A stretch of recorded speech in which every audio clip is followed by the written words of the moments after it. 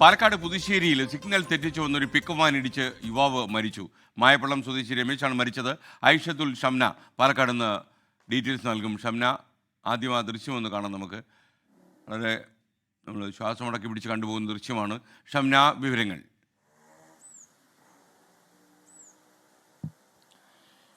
Good morning.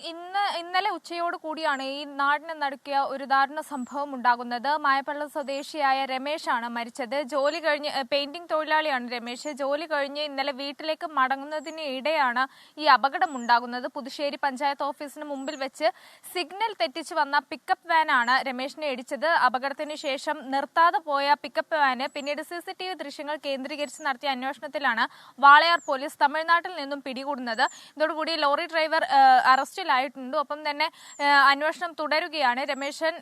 രമേശിന്റെ മൃതദേഹം ഇപ്പോൾ പാലക്കാട് ജില്ലാ ആശുപത്രിയിലാണുള്ളത്.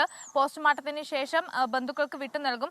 അതേസമയം തന്നെ ഈ ലോറി ഡ്രൈവർ ഈ അമിത വേഗത, ഒപ്പം സിഗ്നൽ തെറ്റിച്ച് വന്നു, ഇതിനൊക്കെ അപ്പുറത്തേക്ക് ഇയാൾ മദ്യപിച്ചിരുന്നോ, മറ്റെന്തെങ്കിലും കാരണം ഈ അപകടത്തിന് പിന്നിലുണ്ടോ എന്നതടക്കമുള്ള കാര്യങ്ങൾ പോലീസ് അന്വേഷിച്ചു വരികയാണ്.